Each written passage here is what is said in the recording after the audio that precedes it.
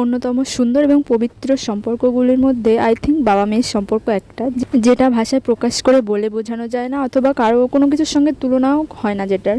তো আজ অনেক দিন পর বাবার সঙ্গে বেরিয়েছিলাম। বাবা তো রোজগারের মতো বাবার কাজে যায়, আর আমিও আমার কিছু জিনিস কেনার ছিল, আমি সেই জন্যই গিয়েছিলাম স্টেশনে। আর যা অসম্ভব গরম দিয়েছে কি আর বলবো।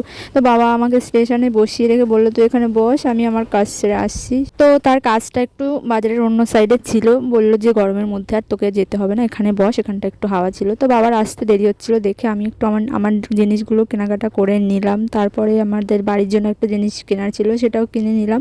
তারপরে আসার সময় একটু ফুচকা নিয়ে বাড়ি চলে এলাম। এভাবেই আমার সন্ধ্যার পরটা কেটেছিল খুব ভালোভাবে, খুব আনন্দে, খুব মজায়। আর ফুচকা হলে তো কোনো কথাই নেই। তাই তোমাদেরও বলছি, সুযোগ পেলে, সময় পেলে হঠাৎ বাবা মায়ের সঙ্গে একটু ঘুরতে বেরিয়ে পড়ো, কোনো কারণ ছাড়াই, দেখবে মনটা অনেক ভালো লাগবে। আর সবশেষে একটাই কথা বলার, পরিস্থিতি কখন কোন দিকে নিয়ে যায় বলা যায় না, তাই যেটুকু সময় ভালো থাকা যায় আর কি। তো ভিডিও কেমন লাগলো কমেন্ট করে অবশ্যই জানিও। দেখা হচ্ছে নেক্সট ভিডিওতে। আজকের মতো টাটা বাই, সবাই ভালো থেকো, সুস্থ থেকো, আর বাবা মায়ের খেয়াল রেখো।